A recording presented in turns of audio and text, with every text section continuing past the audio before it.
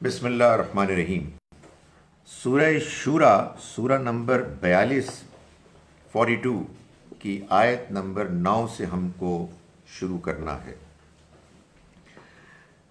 امت تخذو من دونہ اولیاء، کیا یہ لوگ اس کے سوا دوسروں کو کارساز بنا رکھے ہیں؟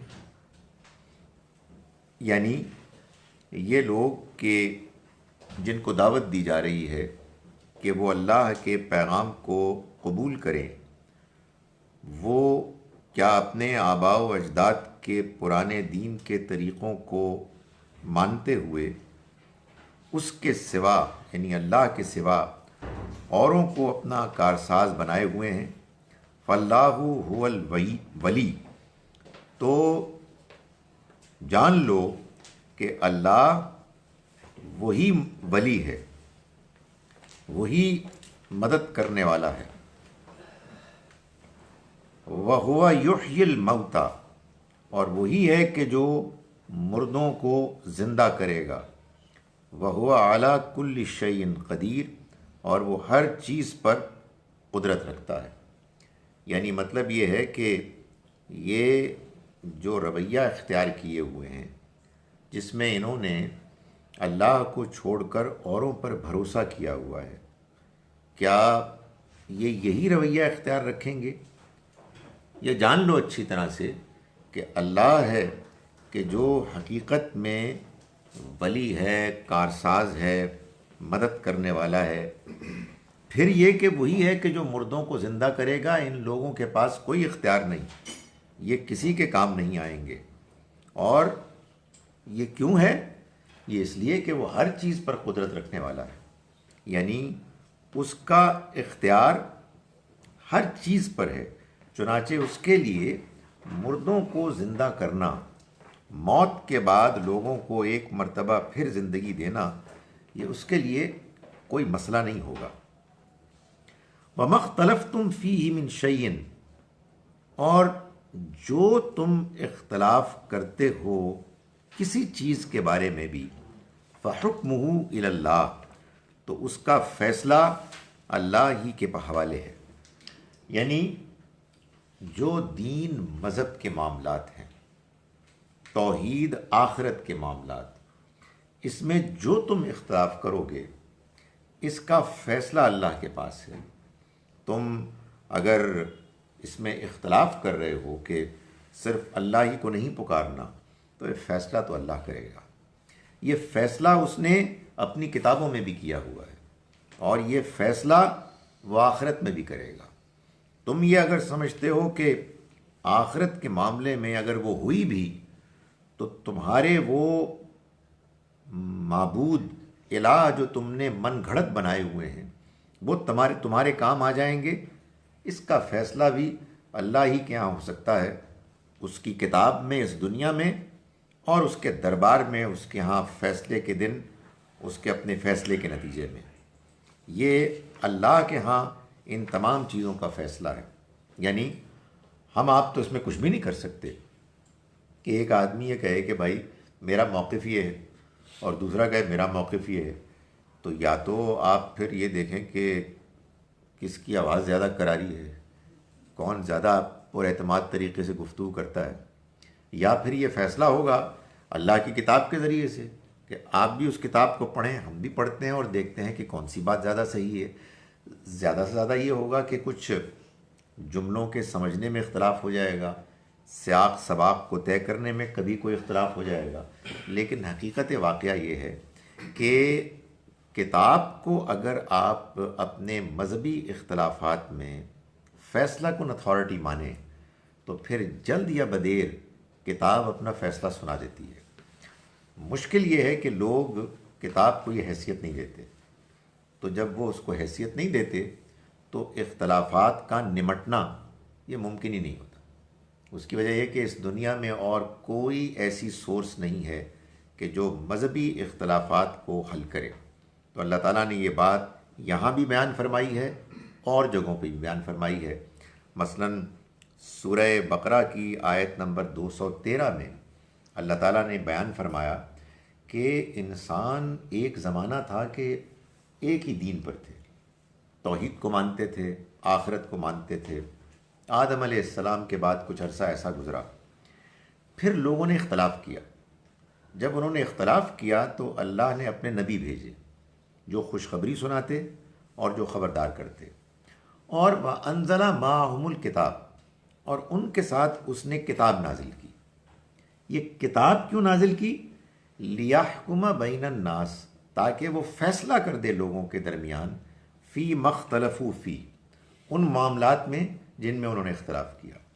تو مذہب دین کے معاملات میں جو اختلاف ہے اس کا فیصلہ اللہ کی کتاب میں ہے، بشرطے کہ اس کتاب کو وہ حیثیت دی جائے کہ جو اللہ کی نگاہ میں، اللہ کی اسکیم میں اس کی حیثیت ہے۔ تو ظاہر ہے کہ یا یہ ہوگا کہ بعض معاملات کتاب میں زیر بحث ہی نہیں آئے ہوں گے، تو پھر اس میں جھگڑنا حماقت ہے۔ بھائی اللہ کی کتاب تو بات ہی نہیں کر رہی اور آپ اس کے بارے میں بہت سیریس ہیں، یا یہ ہے کہ اللہ کی کتاب فیصلہ کر رہی ہے تو پھر اس فیصلے کو مانیں۔ تو فرمایا کہ یہ فیصلہ تو جو ہمارے تمہارے درمیان اختلاف ہے، مختلفتم فی، جس معاملے میں بھی اختلاف تم نے کیا، من شیئن، کچھ بھی، فحکمہ الی اللہ، تو اس کا فیصلہ تو اللہ ہی کے پاس ہے۔ ذالکم اللہ ربی، یہ ہے اللہ میرا رب، علیہ توکلت، میں نے اسی پر بھروسہ کیا، و الیہ انیب، اور میں اسی کی طرف رجوع کرتا ہوں۔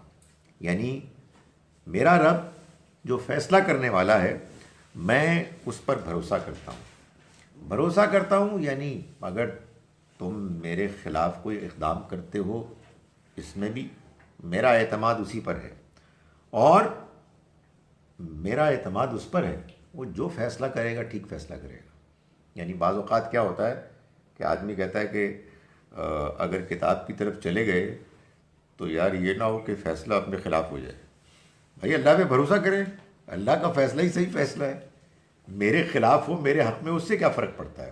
اصل میں یہ انسان کے اندر کی ایک ایسی خامی ہے، شاید یہ انسان کی انا ہے، تکبر ہے، کہ وہ اپنی بات کو غلط ہوتا ہوا نہیں دیکھ سکتا، اور اس پہ غصے میں آ جاتا ہے، جذبات میں آ جاتا ہے، اس میں وہ دوسرے لوگوں پر الزام لگانے لگتا ہے۔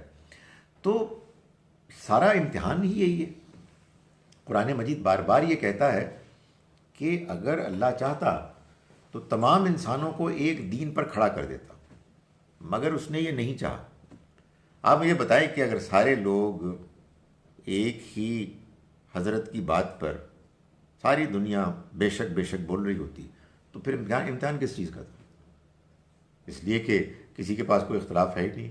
جب اختلاف ہوتا ہے تو انسان کا اصل کیریکٹر سامنے آتا ہے، پھر یہ معلوم ہوتا ہے کہ کیا انسان واقعی اپنے آباء و اجداد، اپنے مذہبی گروہ، اپنے فرقے، اپنی مانی ہوئی بات کو چھوڑنے کے لیے تیار ہے؟ اگر اس کے سامنے کوئی صحیح بات، صحیح دلیل آ جائے، وہ اس کو سننے کے لیے تیار ہے یا نہیں ہے؟ یہ امتحان کیسے ہوگا؟ اگر اختلاف ہی نہیں ہے تو یہ امتحان کیسے ہوگا؟ تو اللہ تعالیٰ نے فرمایا کہ اس میں تم یہ کہہ دو کہ وہ اللہ ہے میرا رب، میں نے اس پہ بھروسہ کیا، یعنی میں جو بھی فیصلہ ہے میں اس کو ماننے کے لیے بالکل تیار ہوں، اور وَإِلَيْهِ أُنِيبُ، اسی کی طرف میں رجوع کرتا ہوں۔ فاطر السماوات والارض، وہی آسمانوں اور زمین کا پیدا کرنے والا ہے۔ جعل لکم من انفسکم ازواجا، اس نے تمہاری جنس سے ہی تمہارے لیے جوڑے بنائے، یعنی جس اوریجن سے، جس سورس سے، کہیے جس سیل سے تم بنے ہو، اسی سورس سے تمہارا جوڑا بنا ہے۔ اللہ نے سب کو وہیں سے پیدا کیا ہے۔ وَمِنَ الْأَنْعَامِ أَزْوَاجًا، اور اسی طرح سے اس نے چوپایوں میں جوڑے بنائے۔ یَزْرَعُكُمْ فِیہ، وہ اسی سے تم کو بڑھاتا ہے، ملٹیپلائی کرتا ہے، اس کھیتی سے تمہارے ہاں اضافہ کرتا ہے۔ یعنی یہ جو نظام ہے ری پروڈکشن کا، اس نظام کے ذریعے سے اللہ تعالیٰ تمہاری تخم ریزی کرتا ہے، تمہیں بڑھا رہا ہے۔ لیس کمثلہ شیء، اس کی طرح کا کوئی بھی نہیں ہے۔ حقیقت واقعہ یہ ہے کہ یہ جو اللہ تعالیٰ نے ابھی بات کی ہے، یہ اور کر کون سکتا ہے؟ اس نے جس طرح سے انسانوں میں بھی حیوانوں میں بھی پیدا ہونے کا، نسل کے آگے بڑھنے کا، ملٹیپلائی ہونے کا طریقہ اختیار کیا ہے، یہ طریقہ اور کون کر سکتا ہے؟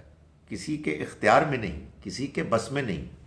انسان تو دو چار اینٹوں کو جمع کر کے مکان بنائے گا، کچھ پرزے بنا کے مشین بنائے گا، لیکن یہ کون کر سکتا ہے کہ وہ جو انسان، جو حیوان، جو درخت، جو پودا بنائے، اسی کے اندر سے اس کی ملٹیپلیکیشن اور زیادہ تعداد میں بڑھنے کا بندوبست ان بلٹ موجود ہو؟ تو اس کی طرح کا کوئی بھی نہیں ہے، اس کی مثل، اس کی مانند کوئی چیز نہیں ہے۔ وَهُوَ السَّمِيعُ الْبَصِيرُ، اور وہ سننے والا ہے، دیکھنے والا ہے۔ یعنی وہ یہ کر نہیں سکتا اگر وہ سب کچھ نہ دیکھتا ہو، سب کچھ نہ سنتا ہو۔ سو اس کا یہ پورا نظام چل رہا ہے اس بنیاد پر کہ وہ ہر چیز سے واقف ہے، اور وہ اپنی اس دنیا میں، اپنے اس نظام میں اس نے ایسا غیر معمولی بندوبست کیا ہوا ہے کہ وہ لوگوں کو، وہ حیوانوں کو، وہ پودوں کو ملٹیپلائی کیے چلے جا رہا ہے۔ یہ ایک غیر معمولی چیز ہے، اس کی طرح کا کوئی ہو ہی نہیں سکتا۔ لیس کمثلہ شیء، اور وہ سب کچھ سننے والا ہے، لوگوں کی دعاؤں کو بھی سنتا ہے، اور وہ جو حالات ہیں ان میں جو جو لوگ اپنی اپنی باتیں کر رہے ہیں ان کو بھی سنتا ہے، ہر چیز کو دیکھتا ہے۔ لہو مقالید السماوات والارض، آسمانوں اور زمین کی کنجیاں، چابیاں اسی کے پاس ہیں۔ یعنی صرف یہی نہیں ہے کہ اس نے پیدا کیا، بلکہ پیدا کرنے کے بعد نظام بھی وہی چلا رہا ہے۔ شرک میں یہی ہے نا کہ اللہ کے علاوہ پیدا کرنے والے اور ہیں اور نظام کے چلانے والے اور ہیں۔ اللہ کی ذات میں کچھ شریک ہیں، کچھ اللہ کے اس فیصلوں میں، اس کی صفات میں، اس کے انتظام میں شریک ہیں۔ تو دونوں کی نفی کر دی کہ وہی ہے کہ جو پیدا کرتا ہے، اور غیر معمولی طریقے سے اس نے پیدا کرنے کے نظام کو جاری کیا ہوا ہے۔ اور صرف پیدا ہی نہیں کرتا، بلکہ آسمانوں اور زمین کے سارے فیصلے اسی کے ہاتھ میں، کنجیاں اس کے ہاتھ میں ہیں۔ یعنی یہ ظاہر استعارہ ہے کہ جو کچھ بھی دروازے کو کھولنے کا کون سا دروازہ ہے، ہر دروازے کو وہی کھول سکتا ہے، اسی کے پاس اس کی چابی ہے۔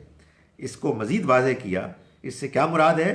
یبسط الرزق لمن یشاء، وہ پھیلا دیتا ہے رزق کو جس کے لیے چاہتا ہے، ویقدر، اور تنگ کرتا ہے رزق کو جس کے لیے چاہتا ہے۔ یہ ترجمہ آپ نے سنا؟ یہ لکھا ہوا نہیں ہے، یہ ہے نا قرآن کا سٹائل کہ یبسط الرزق لمن یشاء، وہ پھیلا دیتا ہے رزق کو جن کے لیے چاہتا ہے، ویقدر، اور تنگ کر دیتا ہے رزق کو جس کے لیے چاہتا ہے۔ لیکن اس کو بیان کرنے کی ضرورت نہیں، یہ وہی چیز ہے جو ہم نے ابھی پڑھا تھا نا، لا نہیں آیا۔ تو یہ قرآن مجید کا بیان کا وہ سٹائل ہے کہ جب آپ اس کو سمجھ لیں گے تو پڑھتے ہوئے پھر آپ کو اس کو جاننے میں، اس کا ترجمہ کرنے میں کوئی زحمت نہیں ہوگی۔ گزشتہ سے پیوستہ، جی پچھلے کو ساتھ کنیکٹڈ نا۔ جی جی بالکل، پچھلے سے وہ آگے بڑھ رہا ہے۔ انہ بکل شیء علیم، اور وہ بے شک وہ ہر چیز کا جاننے والا ہے۔ یعنی یہ فیصلہ اس کا کہ کس کا رزق بڑھنا چاہیے اور کس کا رزق تنگ ہونا چاہیے، یہ فیصلہ بھی وہ ظاہر تبھی کر سکتا ہے کہ جب وہ ہر چیز سے واقف ہو، اس بات سے بھی واقف ہو کہ کس نے کیا کیا، اور اس سے بھی واقف ہو کہ کس کی کتنی صلاحیت ہے، کس کے اندر کتنا حوصلہ ہے، کس کو کس آزمائش میں ڈالنا ہے، کون کیا حرکتیں کرتا ہے، کس نے کیا ڈینگیں ماری ہوئی ہیں، ہی نوز ایوری تھنگ۔ اور اس کے بعد وہ فیصلہ کرتا ہے کہ کس کے رزق کو کھولنا ہے، کس کے رزق کو تنگ کرنا ہے۔ کمال ہے، بندہ چاہے کتنا ہی اپنے آپ کو ذہین سمجھے، ذہین ہو، کتنا ہی ماہر ہو اپنے فن میں، مگر خدا تعالیٰ کا فیصلہ نہ ہو تو بندہ محنت کر رہا ہو، بندہ پلاننگ کر رہا ہو، بے بس ہے، جدھر ہاتھ ڈالتا ہے ناکامی ہوتی ہے۔ اور کچھ لوگ ہیں بالکل سادہ، گفتگو کرو تو بات نہیں کر سکتے، لیکن اللہ اکبر دائیں بائیں معلوم ہوتا ہے کہ ریل پیل ہے۔ تو خدا کا فیصلہ ہے، اور وہ جس کو چاہتا ہے رزق میں کشادگی دیتا ہے، جس کو چاہتا ہے تنگی ان کے رزق میں تنگی کرتا ہے، اور وہ ہر چیز سے واقف ہے۔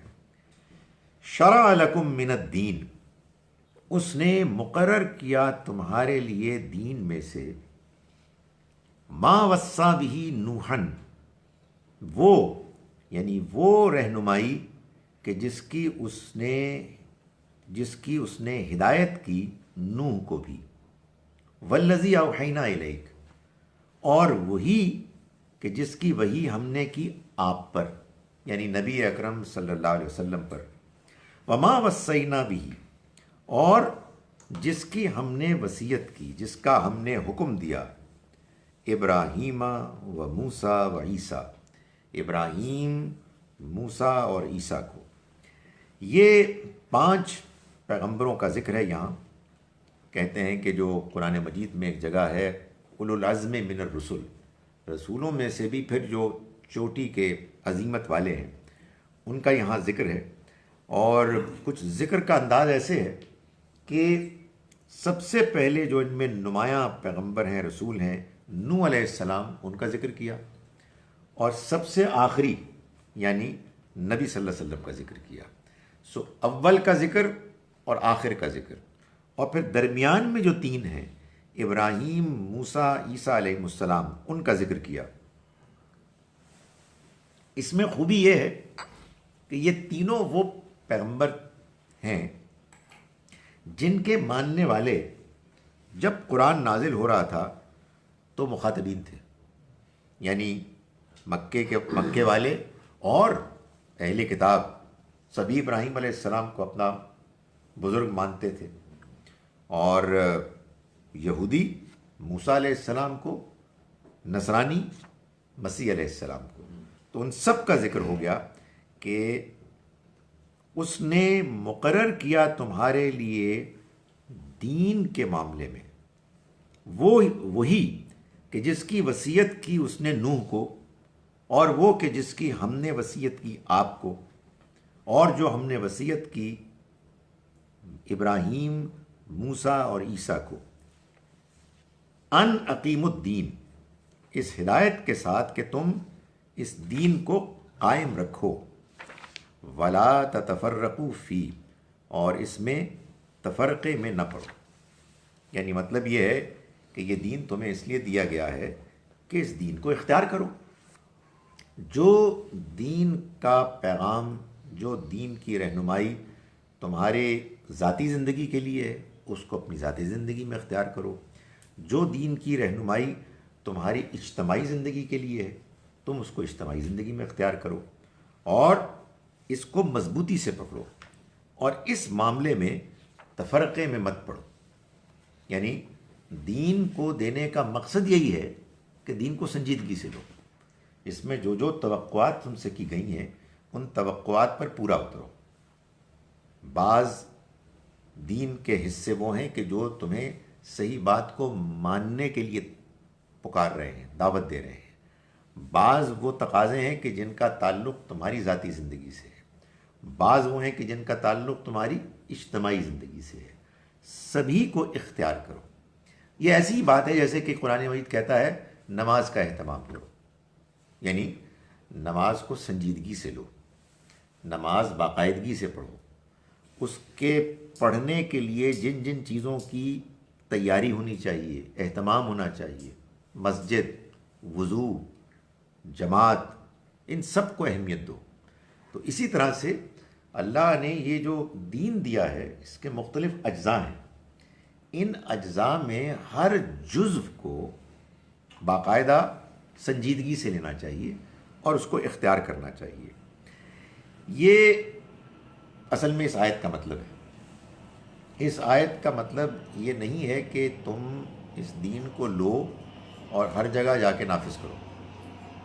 وہ تو ظاہر ہے کہ اگر مثال کے طور پر آپ کہیں کسی معاشرے میں اثر و رسوخ رکھتے ہیں اور آپ مسلمان ہیں، آپ لوگوں کو بھی دعوت دیں گے، لوگ مسلمان ہو جائیں گے، آپ کی اجتماعیت میں زیادہ لوگ مسلمان ہوں گے، تو پھر جو معاملات اجتماعیت سے متعلق ہیں آپ ان کو اختیار کریں گے، آپ ان کو امپلیمنٹ کریں گے جیسے جیسے حالات کا تقاضا ہوگا، حالات میں امکان ہوگا.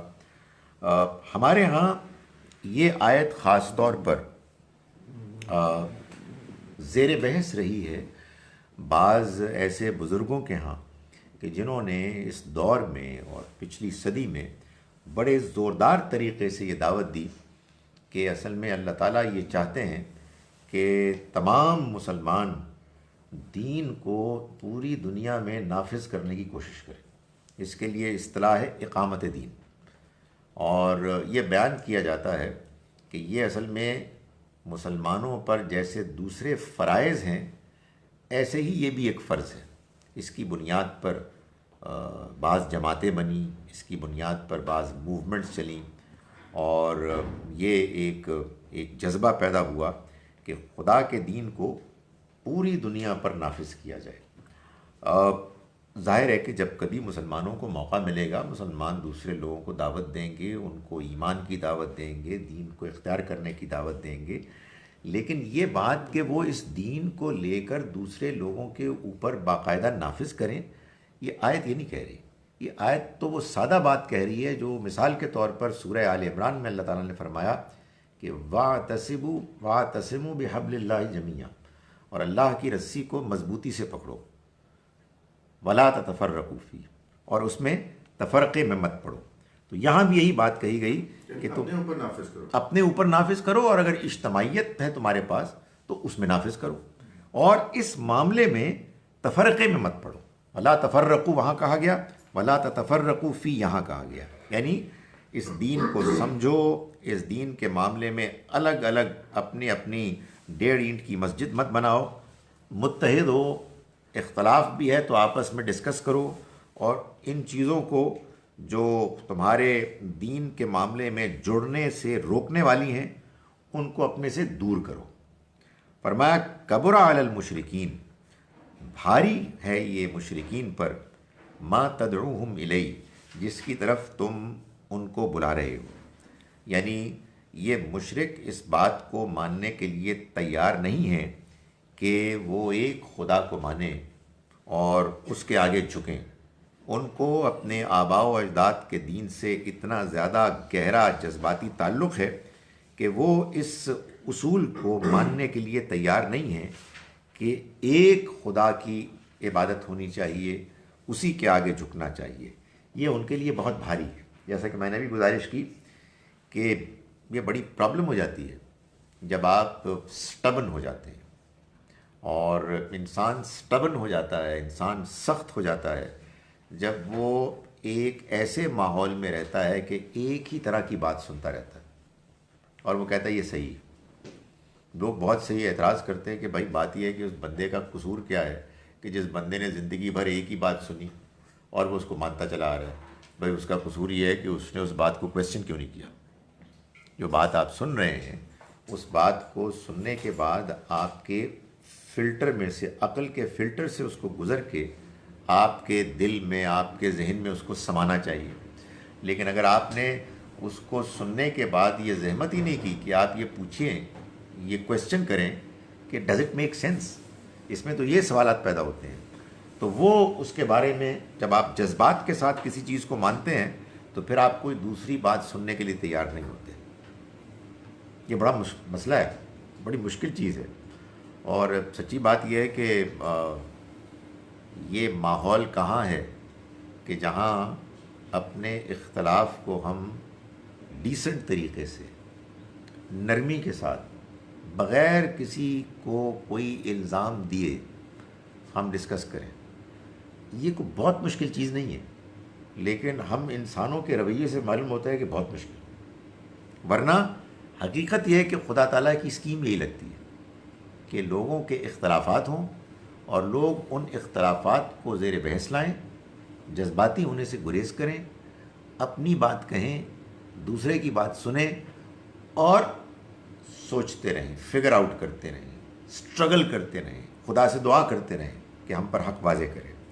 تو فرمایا کہ بہت بھاری ہے ان مشرکین پر وہ بات جس کی طرف تم ان کو بلا رہے ہو۔ اللہ یجتبی الیہ من یشاء ویہدی الیہ من ینیب، یہ اللہ کا فیصلہ ہے۔ اللہ چن لیتا ہے اپنی طرف جن کو چاہتا ہے، یعنی یہ اللہ کا فیصلہ ہے۔ اللہ تعالیٰ اس فیصلے میں کسی کی نہیں سنتا، وہی فیصلہ کرتا ہے کہ کس کو وہ ہدایت دے گا، اپنی طرف مائل کرے گا، اور یہ کس کو دے گا اس نے آگے دوسرے ٹکڑے میں بتا دیا، وَيَهْدِي إِلَيْهِ مَن يُنِيبُ، اور وہ ہدایت دیتا ہے اپنی طرف انہی کو جو اس کی طرف متوجہ ہوتے ہیں۔ یہ اللہ کا اصول ہے۔ یہ قرآن مجید میں آپ جانتے ہیں بار بار بیان ہوا ہے۔ خدا تعالیٰ اس بات کو بار بار واضح فرماتا ہے کہ اس نے یہ طے کیا ہوا ہے کہ دین کی ہدایت، رہنمائی وہ دے گا اپنے فیصلے سے، اس فیصلے میں وہ کسی کو شریک نہیں کرے گا، اور یہ اس کا فیصلہ اس بات پر مبنی ہے کہ آپ میں دین کے جاننے کی دلچسپی ہے یا نہیں۔ اور پھر وہ مزید یہ بھی کہتا ہے کہ آپ کے اندر دین کے لیے جاننے کی دلچسپی خود سے پیدا بھی نہیں ہو سکتی، آپ کے اندر دلچسپی بھی وہی پیدا کرے گا۔ تو بندہ کہتا ہے کہ سر تو پھر ہماری غلطی کیا ہے؟ نہیں، وہ یہ کہتا ہے کہ یہ اس کا فیصلہ اس بنیاد پر ہے کہ آپ نے دنیا میں کیا رویہ اختیار کیا۔ آپ سچے ہیں، آپ دیانتدار ہیں، آپ خدا کی دی ہوئی اس فطرت کو پاک صاف رکھتے ہیں کہ جو اس نے ہر انسان کو دی ہے، یا آپ دھوکے باز ہیں، یا آپ مکار ہیں، یا آپ دوسرے لوگوں کو تنگ کرنے والے ہیں۔ تو اگر آپ خدا کی دی ہوئی اس روشنی کو کی قدر کرتے ہیں جو آپ کی فطرت میں ہے، تو پھر آپ کے اندر اس کی بڑی روشنی جو وحی الہی کی روشنی ہے اس کی آپ کو توفیق ملے گی۔ یعنی یہ دو روشنیاں ہیں، ایک بڑی روشنی ہے خدا کی وحی کی، اور ایک چھوٹی روشنی ہے جو ہمارے اندر ہماری فطرت کی ہے۔ تو یہ روشنی موجود ہے تو وہ روشنی پائے گی۔ پائلٹ فلیم موجود ہے، جل رہا ہے، تو پھر آگ بھڑکے گی، ورنہ کچھ بھی نہیں ہوگا۔ تو اللہ تعالیٰ فرماتے ہیں کہ یہ فیصلہ اللہ کرتا ہے۔ کیوں؟ اس لیے کہ اللہ ہی جانتا ہے۔ بھائی میں تو آپ کے سامنے قرآن پڑھ رہا ہوں، میں ایکٹنگ کر رہا ہوں، آپ کو دھوکہ دے رہا ہوں، متاثر کر رہا ہوں، یا میری کوئی نیت اچھی ہے، اس کو آپ کیسے جان سکتے ہیں؟ یہ فیصلہ تو اللہ ہی کرے گا۔ کوئی بندہ برائی کر رہا ہے، وہ واقعی برا ہے یا کہیں مجبوراً پھنس گیا ہے، یہ فیصلہ میں اور آپ کیسے کر سکتے ہیں؟ اس لیے یہ اس کا فیصلہ ہے، اور یہ اسی طرح کا کمال فیصلہ ہے جیسا کمال فیصلہ وہ آخرت میں لوگوں کے حساب کتاب میں کرے گا۔ ہر چیز، ہر تفصیل اس کے پاس ہوگی، اور اس کے بعد پیور میرٹ کی بنیاد پر وہ طے کرے گا۔ مگر یہ جو اب آگے بات شروع کہاں سے ہو رہی ہے؟ اچھی فطرت سے۔ اب وہ ایکوائرڈ ہے کہ وہ بھی پلانٹڈ ہے؟ اچھی فطرت کے بارے میں اللہ تعالیٰ کا یہ فرمان ہے کہ وہ ہر انسان کو ملتی ہے، مگر یہ بات اپنی جگہ پر درست ہے کہ ماحول سے وہ متاثر ہوتی ہے۔ یعنی وہ جو ایک حدیث میں آیا ہے نا کہ تمام انسان آدم کی اولاد وہ فطرت پر پیدا ہوتی ہے، مگر یہ اس کے والدین ہیں کہ جو اس کو یہودی، نصرانی، مجوسی بناتے ہیں۔ تو آدمی کہے کہ پھر جب وہ بن گئے تو پھر اس کا کیا قصور ہے؟ نہیں، انسان یقیناً ماحول سے متاثر ہوتا ہے، مگر اس کے باوجود اس کے اندر ایک احساس موجود ہوتا ہے، کتنا زیادہ یا کم یہ اللہ جانتا ہے۔ لیکن انسان کے اندر جتنا وہ زندہ ہے، ماحول سے وہ جتنا متاثر ہوا ہے، اللہ تعالیٰ اسی کے مطابق اس سے توقع کرتا ہے، کم یا زیادہ۔ چنانچہ قرآن مجید میں اس بات کو کئی جگہوں پر بیان کیا گیا، لیکن سب سے زیادہ نمایاں طریقے سے میرے خیال میں سورہ اعراف سورہ نمبر 7 کی آیت نمبر 42 میں بیان کیا گیا کہ اللہ تعالیٰ فرماتے ہیں کہ ان الذین آمنوا وعملوا الصالحات، یقیناً وہ لوگ کہ جو ایمان لائے اور جنہوں نے نیک اعمال کیے. آخر میں فرماتا ہے اولئک اصحاب الجنہ، یہی لوگ جنت والے ہوں گے، ہم فیہا خالدون، وہ اس میں ہمیشہ رہیں گے. لیکن درمیان میں یہ واضح کرتا ہے لا نکلف نفسا الا وسعہا، ہم کسی انسان کو اس کی وسعت سے زیادہ جواب دہ نہیں ٹھہرائیں گے. ایمان اور نیک اعمال کتنے؟ جتنا ان کے لیے ممکن ہے، جتنی ان کی کیپیسٹی ہے. کیپیسٹی کس چیز کا نام ہے؟ کیپیسٹی وسعت دو چیزوں کا نام ہے. ایک آپ کی شخصیت، آپ کتنے ذہین ہیں، آپ کے اندر جذبات کیسے ہیں، آپ کی نفسیاتی انڈاؤمنٹ شکل کیا ہے، اور دوسرا آپ کا ماحول. تو آپ کے حالات اور آپ کی شخصیت کے پیش نظر خدا تعالیٰ آپ کے لیے الگ سے ایک پیمانہ، ایک تھریش ہولڈ، ایک معیار کم سے کم طے کرتا ہے. آپ اس پر پورا اترتے ہیں تو آپ کو وہ نوازتا ہے، آپ کو وہ آگے بڑھاتا ہے. نہیں اتریں گے پکڑے جائیں گے. اس لیے میں گزارش کر رہا ہوں کہ یہ بڑا پیچیدہ نظام ہے، لیکن وہ اس کو کرنے کے لیے پوری صلاحیت رکھتا ہے. اس کے پاس علم ہے، اس کے پاس وہ سنتا ہے، وہ دیکھتا ہے. کیا اس کا مطلب یہ ہے کہ پرسن ٹو پرسن ایبسولوٹلی، بالکل. نہیں، وہ ہر مسلمان کے حالات مختلف ہیں. ایک عالم ہے، ایک عامی ہے، ایک کے گھر کے ماحول بہت ہی فرق ہے، ایک کا گھر کا ماحول بہت ہی موافق ہے. تو ہر ایک بالکل مختلف، ہر انسان مختلف. وہ عقل آپ اپنے حالات میں دیکھیں گے، میں اپنے حالات میں استعمال کروں گا. وہ عقل آپ کی الگ ہے، میری الگ ہے. یعنی کچھ چیزیں تو کامن ہیں، لیکن اس کی کیپیسٹی میں، اس کے امکانات میں بڑا فرق ہے. تو ہر ایک کا معاملہ الگ ہوگا. اگر ایسا نہیں ہے پھر تو بہت مشکل ہے. ایکوائرڈ تعلیم کی جو سٹیجز ہیں، یا ایکوائرڈ جو آپ کے بیہیویئر ہیں ان کی سٹیجز ہیں، ان کی ہر سٹیج پہ آپ کا امتحان میرے خیال میں ہو سکتا ہے، کیونکہ رائٹ اینڈ رانگ کی چوائس ہر وقت آپ کے پاس، ہر وقت موجود، ہر وقت آپ کی جتنی بھی تعلیم، کوئی شک ہی نہیں، چاہے جتنا بھی ایکوائرڈ بیہیویئر ایسا ہی ہے. اور آپ مثال کے طور پر کسی بہت سخت گھٹن کے ماحول میں پھنس گئے ہیں اور آپ وہی کہہ رہے ہیں جو آپ کو کہا جا رہا ہے، دل میں کیا خیال آ رہا ہے؟ آپ کتنا آمادگی سے کر رہے ہیں. تو قرآن نے واضح کیا نا. آپ دیکھیں نا، قرآن مجید نے اس بات کو واضح کیا کہ ایک زمانے میں عرب کے معاشرے میں بعض ظالم بدماش لوگ اپنی لونڈیوں سے پروسٹیٹیوشن کراتے تھے. قرآن مجید میں سورہ نور میں اللہ تعالیٰ نے فرمایا کہ ان اللہ من بعد اکراہہن، اللہ ان کے اس مجبور ہونے کے بعد جو کچھ وہ کرتی ہیں لغفور الرحیم، معاف کرنے والا ہے، رحم کرنے والا ہے. تو ڈپینڈ کرتا نا آپ کے کیا حالات ہیں. تو ہم دیکھتے ہیں کہ لوگ بظاہر برائی کر رہے ہیں، مگر کیا وہ واقعی برے ہیں، یا یہ کہ ان کی برائی ان کے حالات کی مجبوری ہے؟ خدا جانتا ہے. تو خدا تعالیٰ کے ہاں فیصلہ ہوگا آخری حد تک انصاف کے مطابق، اور اس انصاف کے بارے میں وہ فیصلہ کرے گا اپنے اس غیر معمولی مکمل علم کی روشنی میں کہ جس کے سامنے سب کچھ ہے، تمام حقائق ہیں. وما تفرقوا، اور انہوں نے تفرقہ نہیں کیا، وہ تفرقے میں مبتلا نہیں ہوئے. کون؟ یہ جن پیغمبروں کا ہم نے ذکر کیا، ان کے ماننے والے، ان کے ماننے والے وہ نہیں گروہوں میں بٹے. الا من بعد ما جاءہم العلم، مگر جب ان کے پاس علم، العلم آ گیا، یعنی وحی کا علم، تو وہ تفرقے میں مبتلا ہوئے بغیم بینہم، آپس کی ضد کی وجہ سے. اصل میں اگر بات کلیئر ہی نہیں ہے تو بھائی میں آپ سے نوٹس ایکسچینج کروں گا، آپ مجھ سے کریں گے کہ یار دس از واٹ وی انڈرسٹینڈ، ہمارے یہاں اس طرح لوگ بولتے ہیں، ہمارے والدین ہم کو یہ بتاتے تھے، آپ کے کیا بتاتے تھے. تو یہ تو ایکسچینج آف ویوز ہوگا نا، ایک دوسرے کی بات سمجھیں گے. مگر آپ ڈٹ گئے اپنی بات پر اور میں ڈٹ گیا اپنی بات پر. تو قرآن کہتا ہے کہ یہ اصل میں ہوا اس لیے انہوں نے تفرقہ پیدا نہیں کیا اس کے بعد کہ العلم آ گیا، سوائے ضد اور ہٹ دھرمی کی وجہ سے.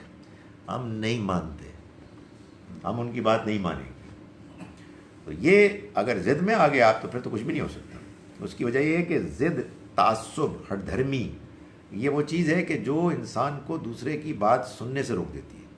اور اس کے بعد سوائے اس کے کہ انسان الفاظ ایک دوسرے کے اوپر پھینک رہا ہوتا ہے، بمباری کر رہا ہوتا ہے، کوئی حق پسندی سرے سے ہوتی ہی نہیں ہے.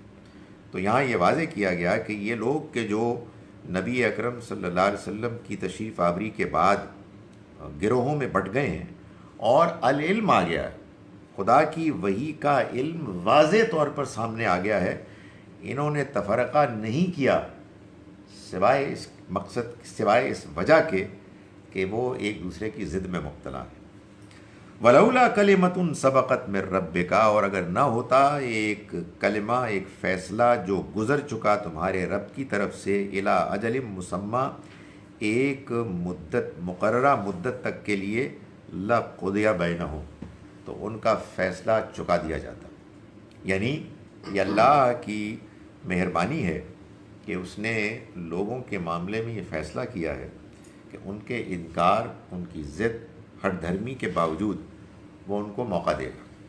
وہ ان کے لیے ایک عرصے تک فراہم کرے گا وہ اپرچونٹی کہ جس میں اگر وہ چاہیں تو ایمان لے آئیں.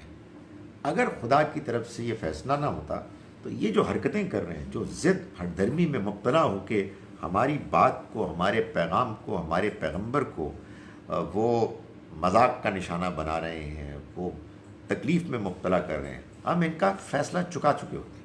مگر ہمارے ہاں یہ بات طے ہے کہ ایک مدت تک کے لیے ان کو موقع ملنا چاہیے. وَإِنَّ الَّذِينَ أُورِثُوا الْكِتَابَ، اور وہ لوگ کہ جو کتاب کے وارث بنائے گئے، من بعدہم، ان کے بعد، لفی شک منہ مریب، وہ اب اس کے بارے میں ایسے شک میں مبتلا ہیں کہ جو الجھن پیدا کرنے والا ہے. یعنی ایک شک ہوتا ہے وہ کہ جو فطری ہے، بلکہ سچی بات یہ ہے کہ مطلوب ہے، کہ جس میں آپ اصل میں اپنی بات پر شبہ کرنے کے نتیجے میں صحیح بات کی طرف جاتے ہیں، جس کو آپ کہتے ہیں کویسچن کرنا. تو یہ جو کرٹیکل ایگزامینیشن ہے یہ ہر وقت ضروری ہے تاکہ آپ صحیح سے صحیح تر کی طرف جائیں. لیکن ایک وہ شک ہے کہ جو اس لیے ہوتا ہے کہ آپ کا رویہ ٹھیک نہیں ہے، آپ صحیح بات کو ماننے کے لیے تیار نہیں. وہ شبہ اصل میں مریب ہوتا ہے، یعنی وہ الجھن میں ڈالتا ہے، وہ ریب میں مبتلا کرتا ہے. پھر انسان کے اندر اطمینان، انسان کے اندر آگے بڑھ کر جو کمتر اطمینان سے، کمتر گمان سے مضبوط تر گمان کی طرف جو انسان جاتا ہے، جس کو آپ یقین کہتے ہیں، وہ کیفیت نہیں پیدا ہوتی. اس کی وجہ یہ ہے کہ ایٹیچیوڈ ٹھیک نہیں ہے. سو فرمایا کہ جو لوگ کتاب دیے گئے ان کے بعد وہ شک میں مبتلا ہیں اس کی طرف سے، ایسے کہ جو الجھن پیدا کرنے والا ہے. فَلِذَالِكَ، تو اس کے لیے، فَدْعُوا، آپ دعوت دیجئے. یعنی یہ جو دین ہم نے آپ کو دیا ہے، جس کا ذکر ابھی ہوا کہ یہی دین نوح کو دیا گیا، ابراہیم، موسیٰ، عیسیٰ علیہ السلام کو دیا گیا، یہی دین آپ کو دیا گیا ہے، اس کی طرف آپ دعوت دیجئے. وَاسْتَقِمْ كَمَا أُمِرْتَ، اور آپ استقامت دکھائیے، مضبوطی سے جمے رہیے، جیسا کہ آپ کو حکم کیا گیا، جیسا کہ آپ کو رہنمائی کی گئی. وَلَا تَتَّبِعْ أَهْوَاءَهُمْ، اور ان کی خواہشات کی پیروی نہ کریں. خواہشات، قرآن مجید نے کئی جگہوں پر یہ لفظ استعمال کیا ہے بدعات کے لیے، دین میں نئی چیزیں پیدا کرنا. یہ جو دین میں بدعت ہوتی ہے یہ اصل میں خواہش کے لیے ہوتی ہے. کوئی نہ کوئی خواہش ہوتی ہے کہ جس کو آپ پورا کرنا چاہتے ہیں اور آپ اس کو دین کا نام دے دیتے ہیں. پھر وہ ایک ٹریڈیشن بن جاتی ہے، پھر اس ٹریڈیشن میں لوگ جذباتی ہو جاتے ہیں اور کہتے ہیں صحیح دین یہ ہے، اور جب صحیح دین کی دعوت آتی ہے تو اس پر لان تان کرتے ہیں۔ تو اللہ تعالیٰ نے فرمایا کہ وَلَا تَتَّبِعْ أَهْوَاءَهُمْ، آپ ان کی خواہشات کی پیروی نہ کریں۔ یعنی یہ کتنے عجیب لوگ ہیں، خدا کی وحی، العلم، روشنی، ہدایت، رہنمائی آ گئی اور وہ اڑے ہوئے ہیں اپنی بات پر کہ جی ہم نے تو اس کو ایسے ہی دیکھا ہے۔ تو اس کو آپ بالکل اس کی پرواہ نہ کریں۔ وَقُلْ، اور آپ کہیے، آمنت بما انزل اللہ من کتاب، میں ایمان لایا اس پر کہ جو اللہ نے کتاب میں نازل کیا، اللہ نے جو کتاب اتاری ہے میں اس پر ایمان لایا۔ وَأُمِرْتُ لِأَعْدِلَ بَيْنَكُمْ، اور مجھے حکم ملا ہے، میں حکم دیا گیا ہوں کہ میں انصاف کروں تمہارے درمیان۔ یعنی یہ جو تمہارے نظریات، تمہارے دین کے معاملے میں تصورات ہیں، اس میں تمہیں وہ بات بتاؤں کہ جو حق بات ہے، عدل کی بات بتاؤں، انصاف کی بات بتاؤں۔ یعنی تم جو کچھ کر رہے ہو وہ دین سے انحراف ہے، تم نے اللہ کے علاوہ جو اوروں کو اس کے ساتھ شریک ٹھہرا دیا ہے، یہ ناانصافی ہے۔ تم نے جو آخرت میں اللہ کے حساب کتاب کے بارے میں یہ تصور قائم کر لیا ہے کہ ہم چاہے خار ہیں، بدکار ہیں، ذلیل ہیں، جھوٹے ہیں، مگر کامیاب ہو جائیں گے، یہ دھاندلی ہے، یہ خدا کا دین نہیں ہے۔ تو مجھے یہ حکم دیا گیا ہے کہ میں اس کتاب پر ایمان لاؤں، اور مجھے حکم دیا گیا ہے کہ میں تمہارے درمیان انصاف کروں، تمہارے دینی تصورات میں جو غلطیاں آ گئی ہیں میں ان کی اصلاح کروں، اور اس میں جو صحیح عدل کی بات ہے وہ تم تک پہنچاؤں۔ اللہ ربنا و ربکم، اللہ ہی ہمارا بھی رب ہے اور تمہارا بھی۔ لنا اعمالنا ولکم اعمالکم، ہمارے اعمال ہمارے لیے ہے، تمہارے اعمال تمہارے لیے ہے۔ یعنی یہ بات اس وقت بیان کی جاتی ہے کہ جب دوسری طرف سے اب بات سننے کا کوئی امکان نہ ہو اور ایک برات کا اعلان ہو کہ دیکھو تمہیں بات سمجھ میں تمہیں بات پہنچا دی گئی ہے، تم بات سمجھنے کے لیے تیار نہیں ہو، اب تمہارے اعمال تمہارے ساتھ ہیں، ہمارے اعمال ہمارے ساتھ۔ لا حجت بیننا و بینکم، ہمارے اور تمہارے درمیان اب کوئی حجت نہیں، کسی بحث کی مزید ضرورت باقی نہیں رہی۔ بھئی کیا مزید گفتگو کریں؟ when there is a deadlock، کوئی بات ہی آگے نہیں بڑھ رہی۔ ہم ایک بات کہہ رہے ہیں، آپ اس کے بالکل برعکس اپنی ضد پر اڑے ہوئے ہیں، تو ہمارے تمہارے درمیان اب کسی قسم کا کوئی تبادلہ نہیں ہو سکتا۔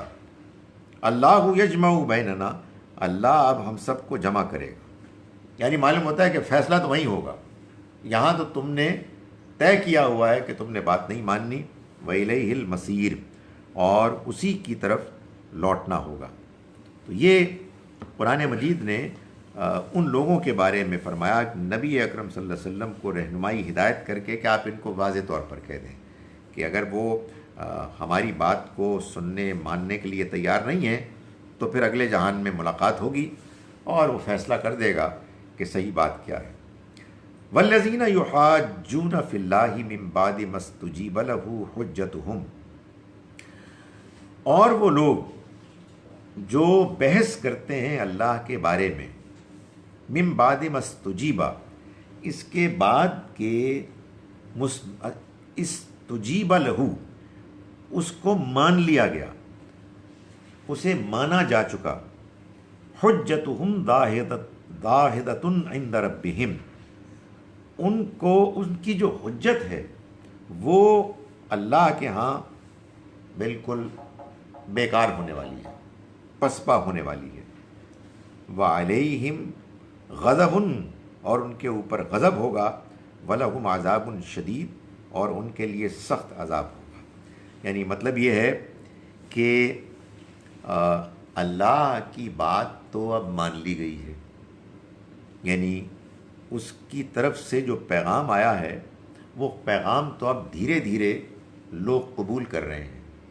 تو والذین یحاجون فی اللہ، جو لوگ اس کے باوجود بھی بحث کر رہے ہیں، حالانکہ اللہ کی طرف سے آئے ہوئے پیغام کو اب پینیٹریشن حاصل ہو رہی ہے، مانا جا رہا ہے ان کی طرف سے جو حجت ہے، جو دلیل ہے، وہ پروردگار کے ہاں بیکار، بے سود ہوگی، اور ان کے لیے غضب ہوگا اور ایک شدید عذاب ہوگا۔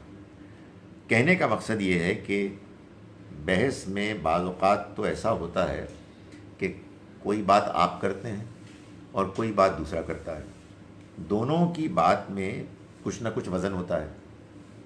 سچی بات یہ ہے کہ عام طور پر دنیا میں ایسا ہی ہوتا ہے، ہم ایک دوسرے سے اپنے اختلافات کو ڈسکس کرتے ہیں اور اپنے ایٹیٹیوڈ کی بنیاد پر خدا تعالیٰ کے ہاں کچھ ہمارے گریڈز لکھے جا رہے ہیں، کسی کے اچھے، کسی کے بہت اچھے، کسی کے کم اچھے، کسی کے برے۔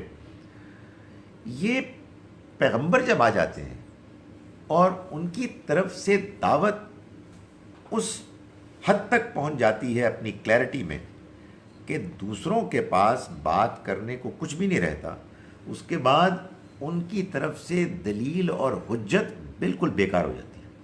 پھر الاؤ می ٹو سے کہ دوسری طرف انسان اصل میں بکواس کر رہا ہوتا ہے، کچھ بھی نہیں اس کے پاس ہوتا۔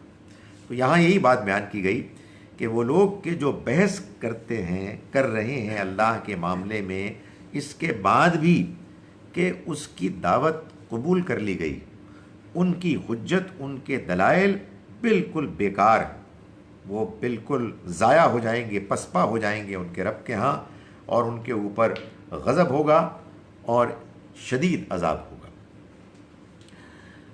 اللہ الذی انزل الکتاب بالحق والمیزان، اللہ ہی ہے کہ جس نے نازل کی یہ کتاب بالکل ٹھیک حق کے ساتھ، یعنی یہ وہ کتاب ہے کہ جس نے صحیح اور غلط میں بالکل واضح فصل کر دیا ہے۔ یہ ایک ایسی کتاب ہے کہ جو فیصلہ کن کتاب ہے، والمیزان، اور اس نے میزان نازل کر دی۔ میزان یعنی جس میں کہ آپ تول کر یہ بتا سکیں اس بیلنس میں کہ حق کیا ہے، باطل کیا ہے، کس میں کتنا حق ہے۔ یہ جب اللہ تعالیٰ نے نازل کر دیا تو اس کے بعد اگر کچھ لوگ پھر بھی انکار پر اڑے ہوئے ہیں اور وہ اس سے فائدہ نہیں اٹھا رہے، تو پھر جان لو کہ وما یدریک لعل الساعۃ قریب، تمہیں کیا خبر کہ قیامت قریب ہی آ لگی ہو۔ یعنی مطلب یہ ہے کہ جن کے پاس یہ پیغام آیا ہے وہ اس سے فائدہ اٹھا لیں۔ یہ پیغام کسوٹی ہے، یہ پیغام میزان ہے، یہ وہ ترازو ہے کہ جس میں آپ تول سکتے ہیں کہ صحیح کیا ہے، غلط کیا ہے، حق کیا ہے، باطل کیا ہے دین مذہب کے معاملے میں۔ تو یہ لوگ کہ جن کے سامنے یہ دعوت پیش کی جا رہی ہے، یہ اللہ کی طرف سے آئی ہوئی اس کتاب کہ جو ایک فیصلہ کن کتاب ہے، قول فیصل ہے، حق ہے، یہ میزان ہے، اس کو ماننے کی طرف مائل ہوں، اس لیے کہ اگر انہوں نے اس کے آ جانے کے بعد ماننے سے انکار کیا تو پھر ان کو بتا دو کہ یہ بالکل ممکن ہے کہ وہ فیصلے کا دن کہ جس سے کہ تم کو خبردار کیا جا رہا ہے وہ قریبی ہو، یعنی اس کے آ جانے کے بعد پھر مزید کوئی امکان باقی نہیں رہے گا کہ تم اپنے اس رویے کو درست کر سکو۔ تو جو کرنا ہے ابھی کر لو، ورنہ آخرت قریب ہی آنے والی ہے۔ یہ کچھ ہی دنوں کی بات ہے کہ جس کے بعد تمام معاملات کا فیصلہ اللہ کے ہاں ہو جائے گا، جب کہ اللہ کی طرف سے مزید کوئی موقع ملنے کا امکان نہیں ہوگا۔ میں ان آیات کا ترجمہ ایک مرتبہ پھر پیش کر رہا ہوں۔ ہم نے آج شروع کیا تھا آیت نمبر 9 سے۔ بسم اللہ الرحمن الرحیم۔ ام اتخذوا من دونہ اولیاء، کیا انہوں نے بنایا اس کے سوا اوروں کو اپنا کارساز؟ فاللہ هو الولی، تو اللہ ہی ہے کہ جو اصل ولی ہے، کارساز ہے۔ وہو یحیی الموتیٰ، اور وہی ہے کہ جو مردوں کو زندہ کرے گا۔ وہو علی کل شیء قدیر، اور وہ ہر چیز پر قدرت رکھنے والا ہے۔ وما اختلفتم فیہ من شیء، اور تم جس چیز کے بارے میں اختلاف کرتے ہو فحکمہ الی اللہ، اس کا فیصلہ تو اللہ ہی کے پاس ہے. ذالکم اللہ، وہی ہے اللہ ربی میرا رب، علیہ توکلت، میں نے اس پہ بھروسہ کیا، وإلیہ انیب، اور میں اسی کی طرف رجوع کرتا. فاطر السماوات والارض، وہ آسمانوں اور زمین کا پیدا کرنے والا ہے. جعل لکم من انفسکم ازواجا، اس نے تمہاری جن سے تمہارے لیے جوڑے بنائے. فمن الانعام ازواجا، اور حیوانات چوپایوں کی جنس سے بھی جوڑے بنائے. یذرؤکم فی، وہ اسی میں تمہاری نسل بڑھا رہا ہے، تمہارے اندر اضافہ کر رہا ہے. لیس کمثلہ شیء، اس جیسا کوئی بھی نہیں، اس کی مانند کوئی بھی نہیں. وہو السمیع البصیر، اور وہ سننے والا دیکھنے والا ہے. لہو مقالید السماوات والارض، آسمانوں اور زمین کی چابیاں کنجیاں اسی کے پاس ہیں. یبسط الرزق لمن یشاء، پھیلا دیتا ہے وہ رزق کو جس کے لیے چاہتا ہے. ویقدر، اور تنگ کر دیتا ہے رزق کو وہ جس کے لیے چاہتا ہے. انہ بکل شیء علیم، یقیناً وہ ہر چیز کا جاننے والا ہے. شرع لکم من الدین ما وصی بہ نوحا، اس نے مقرر کیا تمہارے لیے دین ما وصی بہ نوحا، وہ کہ جس کی اس نے وصیت کی نوح کو، جس کی رہنمائی کی نوح کو. والذی اوحینا الیک، اور جس کی رہنمائی وہی کی ہم نے آپ کو اے نبی. وما وصینا بہ ابراہیم و موسیٰ و عیسیٰ، اور جس کی وصیت ہم نے کی ابراہیم، موسیٰ اور عیسیٰ کو. ان اقیم الدین، اس رہنمائی کے ساتھ کہ تم اس دین کو قائم رکھو. ولا تتفرقوا فیہ، اور اس میں تفرقے میں مت پڑو. کبر علی المشرکین ما تدعوہم الیہ، بہت بھاری ہے ہوا یہ مشرکین پر، ان مشرکین پر. ما تدعوہم الیہ، جس کی طرف تم ان کو بلا رہے ہو. اللہ یجتبی الیہ من یشاء، اللہ چن لیتا ہے اپنی جانب جن کو چاہتا ہے. ویہدی الیہ من ینیب، اور رہنمائی کرتا ہے اپنی طرف ان کو کہ جو اس کی طرف متوجہ ہوتے ہیں. وما تفرقوا الا من بعد ما جاءہم العلم، اور نہیں تفرقہ پیدا کیا، نہیں ٹکڑوں میں بٹے یہ لوگ سوائے اس کے بعد کہ جب آ گیا ان کے پاس علم. بغیم بینہم، محض آپس کی ضد کی وجہ سے. ولولا کلمۃ سبقت، اور اگر نہ ہوتا ایک فیصلہ جو پہلے گزر چکا، من رب کا، تمہارے رب کی طرف سے. الی اجل مسمى، ایک مدت مقررہ تک کے لیے. لقضی بینہم، تو وہ ان کا معاملہ چکا دیتا. وَإِنَّ الَّذِينَ اُورِثُوا الْكِتَابَ، اور یقیناً وہ لوگ کہ جو کتاب دیے گئے من بعدہم، ان کے بعد. لفی شک منہ مریب، وہ اس کے بارے میں ایسے شک میں مبتلا ہیں کہ جو الجھن میں ڈالنے والا ہے. جی، یعنی وہ جو پیغمبروں کے بعد ان کے ماننے والے ہیں جن کو کتاب کا وارث بنایا گیا. فَلِذَلِكَ فَادْعُوا، چنانچہ آپ اسی کی دعوت دیجیے. وَاسْتَقِمْ كَمَا أُمِرْتَ، اور جیسا کہ آپ کو حکم دیا گیا آپ اس پر جمے رہیں. وَلَا تَتَّبِعْ أَهْوَاءَهُمْ، اور ان کی خواہشات کی پیروی نہ کریں. وَقُلْ آمَنْتُ بِمَا أَنزَلَ اللَّهُ مِنْ کتاب، اور کہیے کہ میں ایمان لایا اس پر کہ جو اللہ نے کتاب نازل کی. وَأُمِرْتُ لِأَعْدِلَ بَيْنَكُمْ، اور مجھے حکم کیا گیا ہے کہ میں انصاف کروں تمہارے درمیان. اللہ ربنا وربکم، اللہ ہی ہے کہ جو تمہارا رب بھی ہے، ہمارا رب بھی ہے اور تمہارا بھی. لنا اعمالنا ولکم اعمالکم، ہمارے لیے ہمارے اعمال اور تمہارے لیے تمہارے اعمال ہیں. لا حجت بیننا وبینکم، ہمارے اور تمہارے درمیان اب کوئی مزید بحث نہیں ہو سکتی. اللہ یجمع بیننا، اللہ اب ہم سب کو جمع کرے گا. وَإِلَيْهِ الْمَصِيرُ، اور اسی کی طرف سب کو لوٹنا ہوگا۔ وَالَّذِينَ يُحَاجُّونَ فِي اللَّهِ، اور وہ لوگ کہ جو بحث کرتے ہیں اللہ کے بارے میں، مِن بَعْدِ مَا اسْتُجِيبَ لَهُ، اس کے بعد بھی کہ جب اس کو مانا جا چکا، حجتہم داہدۃ عند ربہم، ان کی حجت ان کے رب کے ہاں بالکل بیکار ہوگی۔ وعلیہم غضب، اور ان کے لیے غضب ہوگا، ولہم عذاب شدید، اور ان کے لیے ایک سخت عذاب ہوگا۔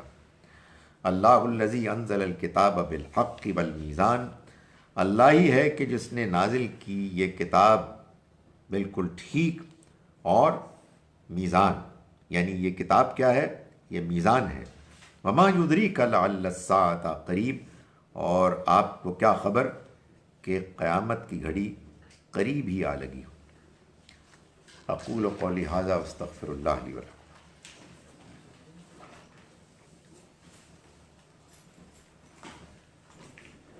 کیا اللہ تعالیٰ عرش پر جلوہ افروز ہے؟ آیت الکرسی میں جس کرسی کا ذکر ہے، اس کی جو بھی کیفیت ہے، تو کیا اللہ کریم کرسی پر ہی جلوہ افروز ہے؟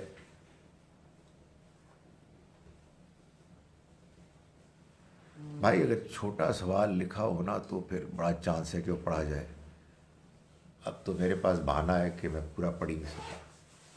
دیکھیے گزارش یہ ہے کہ کرسی ہو، عرش ہو، فرشتوں کے پر ہوں وغیرہ وغیرہ، جنت میں نہریں ہوں، جہنم کی آگ ہو، یہ سب اس دنیا کی خبریں ہیں جس دنیا کو ہم نے آپ نے نہیں دیکھا۔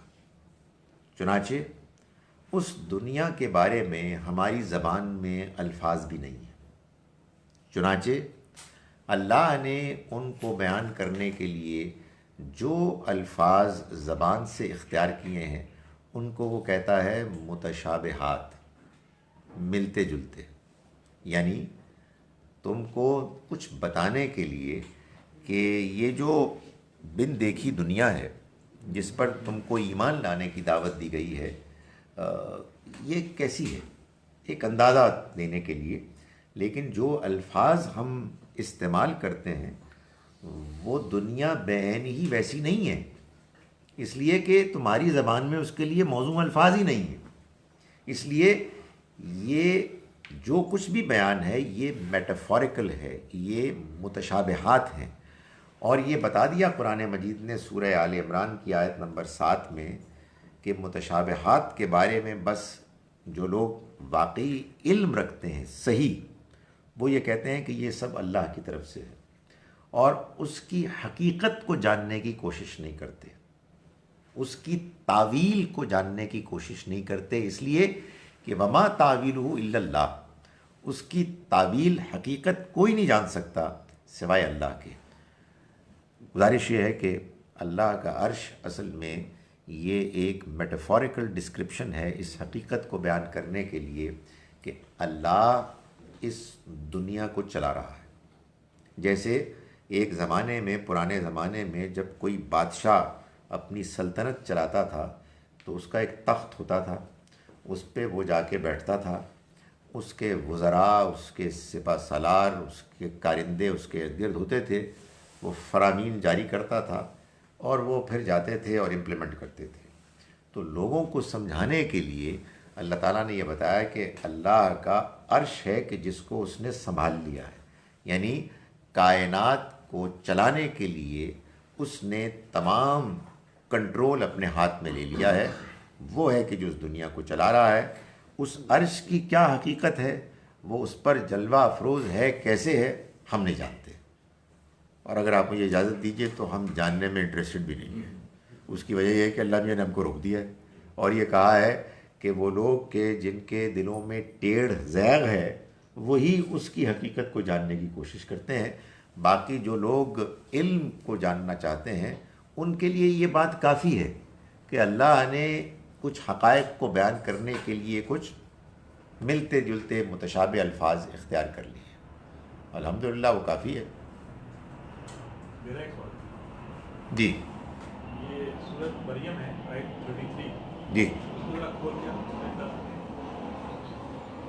سورہ مریم کی آیت نمبر 33 کو کھول کر آپ دیکھیے کہ جس میں بیسیکلی اللہ جو ہے نا وہ حضرت عیسیٰ کا جو انہوں نے کہا وہ بیان کر رہے ہیں. جی اور جس سے ظاہر یہ ہوتا ہے کہ میں جب پڑھ کر ترجمہ پڑھ لیتا ہوں جس دن حضرت عیسیٰ یہ کہہ رہے ہیں جس دن میں پیدا ہوا اور جس دن مروں گا جس دن زندہ کر کے اٹھایا جاؤں گا مجھ پر سلام.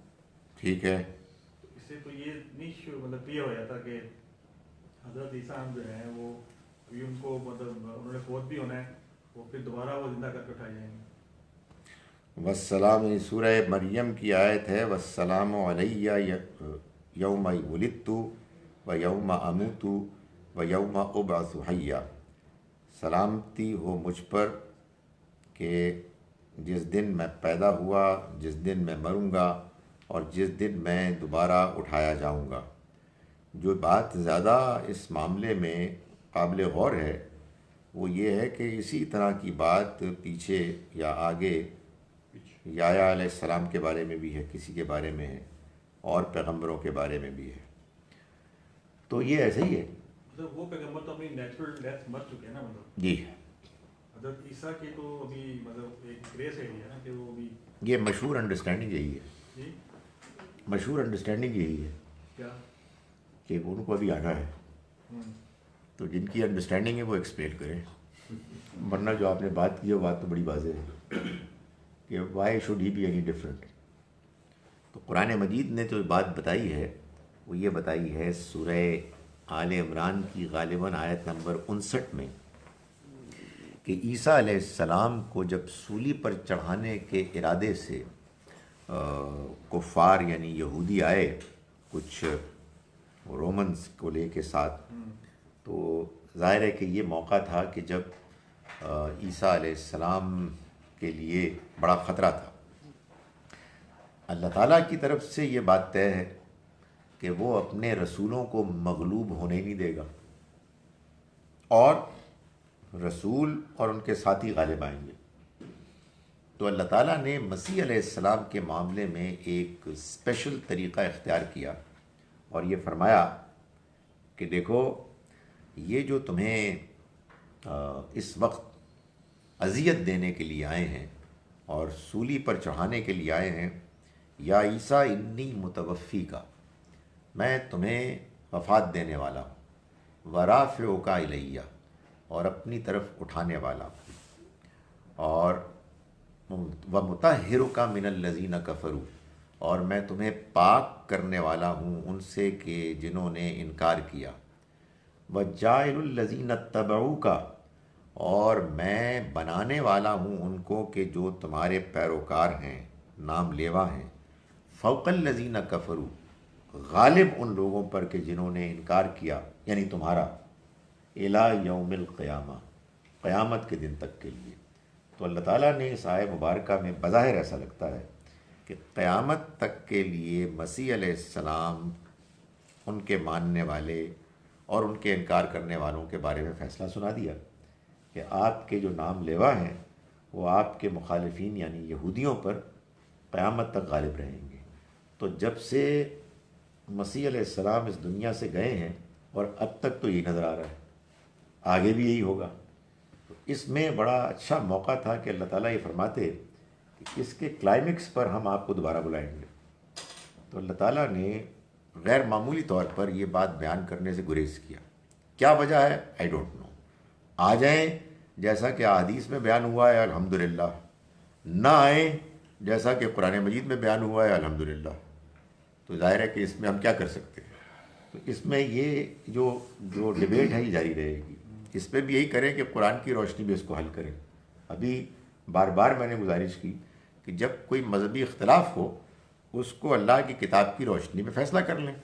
تو قرآن مجید سے تو دیکھیں ایک اور جگہ بھی یہ معلوم ہوتا ہے کہ سورہ مائدہ میں اللہ تعالیٰ مسیح علیہ السلام سے یہ کہیں گے قیامت کے روز کہ اے عیسیٰ، کیا تم نے یہ کہا تھا کہ تم اور تمہاری ماں بھی میرے ساتھ الوہیت میں شامل ہیں، تم میرے بیٹے ہو، تو وہ یہ کہیں گے کہ جب تک کہ میں ان میں تھا میں نے ان کو وہی بتایا کہ جس کا تو نے مجھے حکم دیا، اور جب تو نے مجھے وفات دے دی تو تو ان پر نگران تھا، تو ہی تھا کہ جو ان کے تمام معاملات سے واقف تھا۔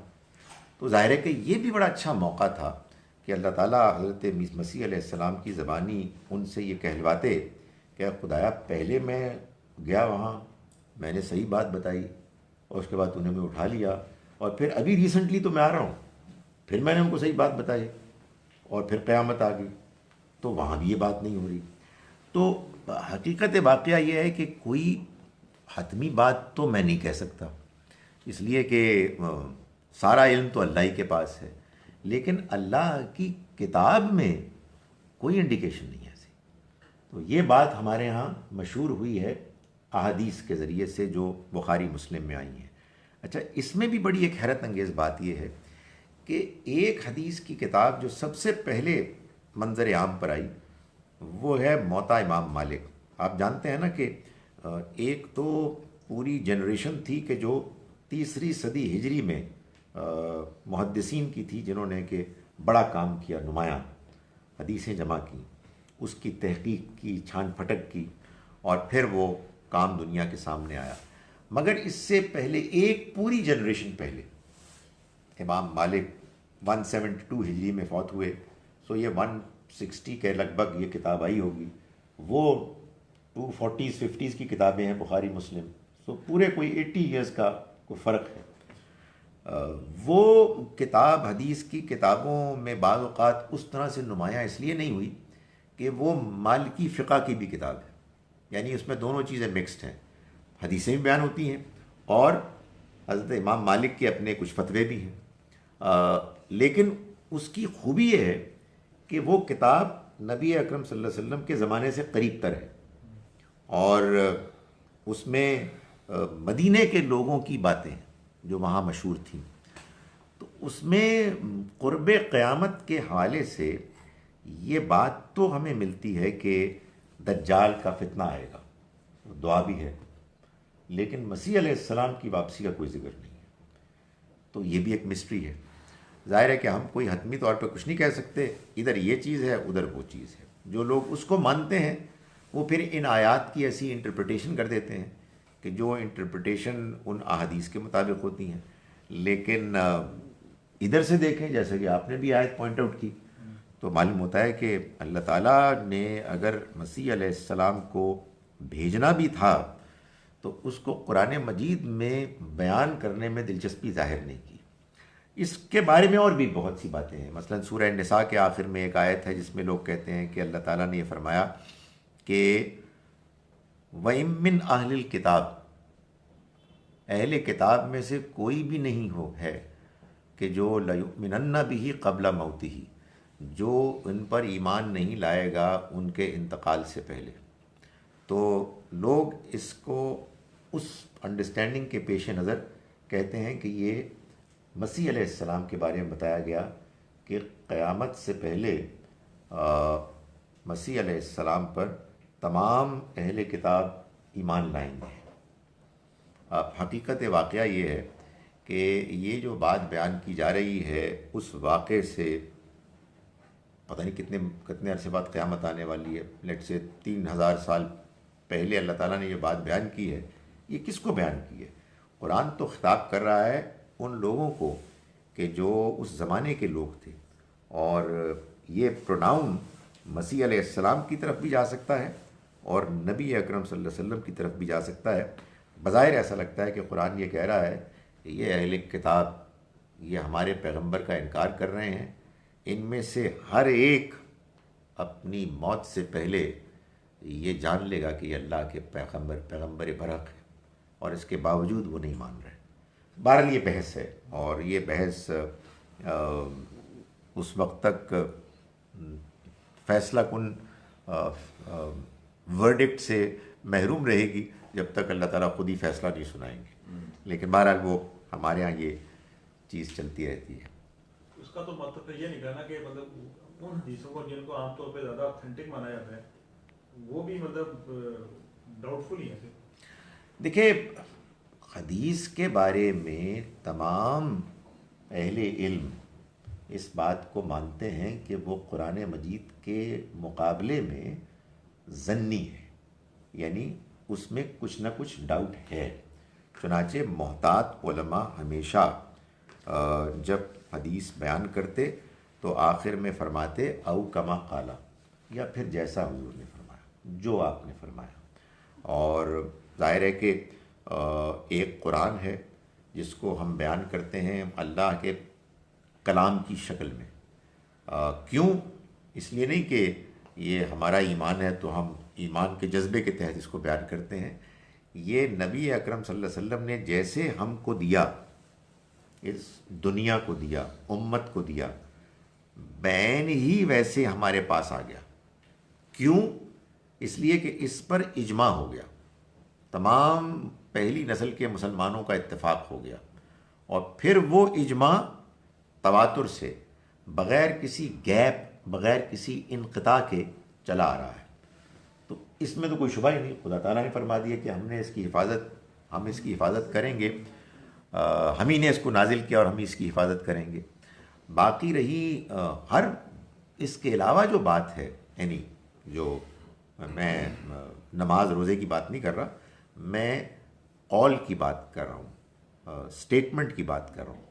ہر دوسری سٹیٹمنٹ جو ہے وہ کسی حوالے سے آئی ہے. چنانچہ حدیث کو جب بیان کیا جاتا ہے تو اس کے چین آف نیریٹیوز بیان ہوتی ہیں. یعنی جو کمال کیا مثال کے طور پر امام بخاری نے، وہ کمال یہ کیا کہ انہوں نے جب یہ فرمایا کہ نبی صلی اللہ علیہ وسلم نے یہ فرمایا کہ انما الاعمال بالنیات، مثال کے طور پر اعمال کا دار و مدار نیت پر ہے، تو انہوں نے ساتھ یہ بھی بتایا کہ مثال کے طور پر میں نے یہ بات عمر سے سنی، عمر نے یہ بات اسلم سے سنی، اسلم نے یہ بات عمیر سے سنی، عمیر نے یہ بات عثمان سے سنی، وغیرہ وغیرہ، اور انہوں نے ابو ہریرہ سے سنی. یہ نام ہیں، وہ ان ناموں کو بیان کرتے ہیں اور پھر وہ یہ بتاتے ہیں کہ ان میں سے ایک ایک نام کی میں نے جتنا میرے لیے ممکن تھا چھان پھٹک کی، اور میرے خیال میں، میری تحقیق میں یہ سب افراد قابل اعتبار ہیں. چنانچہ ان کے اس اعتماد پر، ان کی محنت، ان کا علم، ان کا تقوی، اس نے امت کے اندر ان کے بارے میں، ان کی تحقیق کے بارے میں یہ اعتماد پیدا کر دیا کہ وہ جو بات کہہ رہے ہیں یہ وزن رکھتی ہے. اور ظاہر ہے اوروں نے بھی کام کیا. تو بہت سی ایسی بھی حدیثیں ہیں کہ جو امام مسلم میں بھی ہیں، امام بخاری کے اس میں بھی ہیں، تو ان کو متفق علیہ کہتے ہیں، دونوں نے اتفاق کر لیا. لیکن اس میں بھی آگے تحقیق کر کے معلوم ہوتا ہے کہ راویوں میں بعض کامن ہیں، یعنی وہی ایک صاحب یہاں بھی بیان کر رہے ہیں، وہ بھی یہاں بیان کر رہے ہیں. تو یہ ایک پوری ایک سائنس ہے اور بڑی قابل قدر ہے. لیکن ابھی ہم یہ ڈسکس کر آئے ہیں کہ اس سارے کام کو بھی قرآن کی روشنی میں دیکھا جائے گا. اچھا، آپ کہہ سکتے ہیں قرآن کو بھی تو آپ بھی سمجھ رہے ہیں، بالکل صحیح ہے، تو حدیث کو بھی تو انسانوں نے سمجھا، تو اس میں جھگڑنے کی کیا ضرورت ہے؟ جو بات آپ کو سمجھ میں آ جائے آپ اس کو مان لیں. لیکن بہرحال یہ اختلاف تو پیدا ہوگا. یہ بات تھوڑی سی لمبی ہو جاتی ہے. مطلب پھر جب قرآن آ گیا تو مطلب یہ قسم کی مطلب کنفیوژن کریٹ کرنے کی صورت ہے نا، کہ بعد میں لوگوں نے حدیثیں بھی بنانی کی بات میں. دیکھیں، جو سیلف ہے تو اس کی ضرورت کیا ہے؟ حدیث کا بننا ایک بڑی نیچرل بات ہے. اس کی وجہ کیا ہے؟ وہ چیز وہی ہوگی جو کرسچینٹی کے ساتھ ہوا. دیکھیں، بائبل کی ساری ڈسٹورشن ہوگی.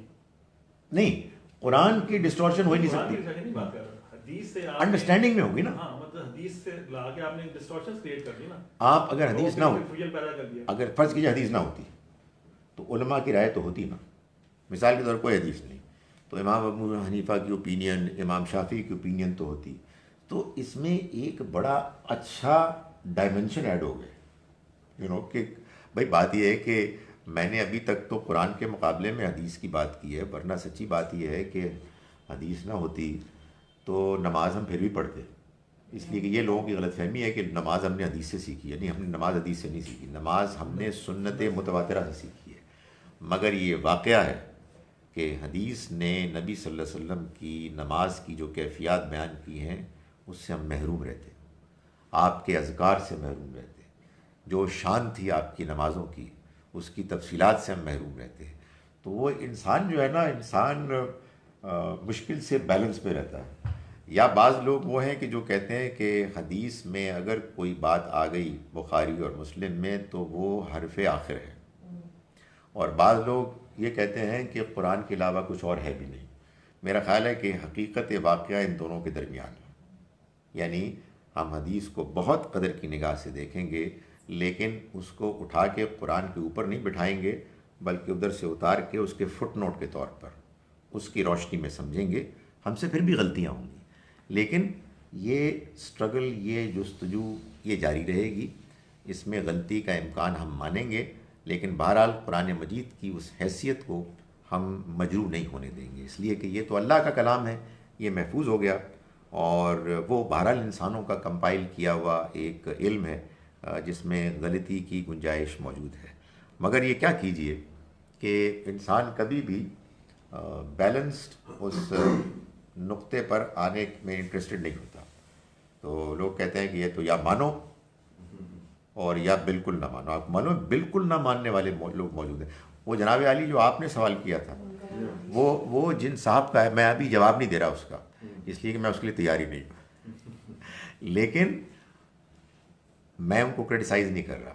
میں صرف یہ کہتا ہوں کہ جب کوئی بات کہتا ہے تو آپ ان کا نقطہ نظر سمجھ لیں۔ یہ جو بزرگ ہیں محمد شیخ صاحب، یہ قرآنسٹ ہیں۔ قرآنسٹ کہتے ہیں ان لوگوں کو کہ جن کا نظریہ یہ ہے کہ قرآن کے علاوہ کوئی اور دینی ذریعہ علم ہے ہی نہیں، بلکہ ان کا تو کہنا یہ ہے کہ قرآن کے علاوہ کوئی اور کتاب آئی نہیں۔ یہ تورات بھی قرآن ہے، زبور بھی قرآن ہے، انجیل بھی قرآن ہے، قرآن بھی زبور ہے، اور یہ سب ایک ہی کتاب ہے۔ اس کی وجہ کیا ہے؟ اس کی وجہ وہ یہ ہے کہ وہ یہ کہتے ہیں کہ قرآن مجید سے یہ معلوم ہوتا ہے کہ اللہ کی کتاب میں تفصیل لکل شیء، ہر چیز کی تفصیل ہے، اور اس میں سب کچھ بیان ہو گیا ہے۔ ہم یہ گزارش کرتے ہیں کہ قرآن مجید اللہ کی ہدایت کی کتاب ہے، دین میں کوئی بات اس کے خلاف نہیں مانی جا سکتی، مگر یہ نہیں ہے کہ قرآن کے علاوہ دین ہے ہی نہیں۔ قرآن مجید میں تو گزارش یہ ہے کہ وہ لمبی بات ہو جائے گی۔ قرآن مجید میں تو مثال کے طور پر اللہ تعالیٰ نے یہ کہا کہ دیکھو، تم چند اوقات میں ایک دوسرے کے کمروں میں اجازت کے بغیر نہ جایا کرو، یہ تمہارے کچھ پرائیویسی کے اوقات ہیں۔ ان میں سے 2 اوقات بیان کیے، فجر کی نماز سے پہلے اور عشاء کی نماز کے بعد۔ قرآن میں فجر کی نماز اور عشاء کی نماز کا ذکر اس آیت کے علاوہ کہیں اور ہے ہی نہیں۔ سوال یہ پیدا ہوتا ہے کہ یہ فجر کی نماز ہوتی کیا ہے اور یہ عشاء کی نماز کیا ہوتی ہے؟ ظاہر ہے کہ یہ پڑھی جا رہی تھی نا، تو تبھی تو اللہ تعالیٰ نے قرآن میں ذکر کیا ہے، اور ایسے ذکر کیا ہے کہ بھائی یہ ایک معلوم حقیقت ہے، یہ ایک اسٹیبلشڈ فیکٹ ہے، تو قرآن نے اس کو بیان کر دیا۔ تو قرآن اپنے بیان سے اس بات کو واضح کر رہا ہے، کنفرم کر رہا ہے کہ دین قرآن کے علاوہ بھی ہے، اور وہ سنت کے ذریعے سے ہم کو ملا ہے۔ جیسے قرآن اوتھینٹک ہے، ویسے نماز، روزہ، حج، زکوٰۃ بھی اوتھینٹک ہے، وہ بھی تمام امت کے اجماع اور پھر تواتر، یعنی بغیر کسی انقطاع کے، گیپ کے ہم کو ملا ہے۔ جیسے نماز، روزہ، حج، زکوٰۃ، وہ بھی تمام صحابہ کرام نے پڑھی، اور پھر اس کے بعد تمام اگلی نسل کے مسلمانوں نے پڑھی، اور اس کے بعد تمام اس سے اگلی نسل کے مسلمانوں نے پڑھی۔ چنانچہ نسلاً بعد نسلاً بغیر کسی گیپ کے یہ نماز چلی آ رہی ہے، اس میں کوئی ایک دن کا، ایک نماز کا بھی گیپ نہیں آیا۔ جیسے قرآن مجید میں کوئی ایک لمحہ بھی ایسا نہیں گزرا کہ جس میں کہ معلوم ہو کہ کوئی گیپ نظر آ رہا ہے اور پتہ نہیں کیا ہوا تھا۔ تو اس وجہ سے ان دونوں کو مانے بغیر پورا دین سمجھ میں نہیں آتا۔ کچھ سوال یہاں پر مختصر۔ ایک بات سنی ہے کہ صرف ایک کتاب اللہ نے اتاری ہے، قرآن۔ زبور اور انجیل دراصل قرآن ہی ہے۔ कैसे साबित कर सकते हैं? है नहीं, ये बड़ी मशहूर हो रही है बात। देखें, अभी हम पढ़ रहे हैं सूरह बनी इसराइल, जिसमें अल्लाह ताला ने ये बताया कि अल्लाह ने दाऊद अलैहिस्सलाम को भी ज़बूर दी। यानी ये जो ज़बूर दाऊद अलैहिस्सलाम को दी है, ये भला कौन सी ज़बूर थी? ये ज़बूर कुरान थी, अरबी ज़बान में थी। दाऊद अलैहिस्सलाम की ज़बान तो अरबी नहीं थी। ये ज़बूर वही है कि जिसमें मिसाल के तौर पर इसका ज़िक्र है कि मुसलमानों ने ग़ज़वा बदर में कुफ़ार को कत्ल किया, तो उन्होंने नहीं किया बल्कि अल्लाह ने किया। ये ज़बूर में आया है, तो वो तो वाक़या ही नहीं हुआ था। तो मैं ये गुजारिश करता हूँ कि थोड़ी सी रीज़नेबल आदमी को एटीट्यूड रखना चाहिए कि क्या मुश्किल है भाई कि ज़बूर जो है कुरान है और कुरान ज़बूर है। भाई कुरान मजीद में सूरह आले इमरान में ग़ज़वा उहद का ज़िक्र है, सूरह अनफ़ाल में ग़ज़वा बदर का ज़िक्र है, सूरह तौबा में ग़ज़वा तबूक का ज़िक्र है, सूरह अहज़ाब में ग़ज़वा अहज़ाब का ज़िक्र है, ग़ज़वा खंदक का ज़िक्र है। तो ये ग़ज़वा दाऊद अलैहिस्सलाम के ज़माने में हो चुके थे। मतलब मैं क्या करूँ इसको what kind of opinion is this? Quran मजीद से मालूम होता है कि अल्लाह ताला ने मसीह अलैहिस्सलाम के बारे में बताया सूरह आले इमरान में कि वयुअल्लिमुहुल किताब वल हिकमा, अल्लाह ने उनको किताब और हिकमत की तालीम दी। वत तौरात वल इंजील, यानी तौरात और इंजील की तालीम दी।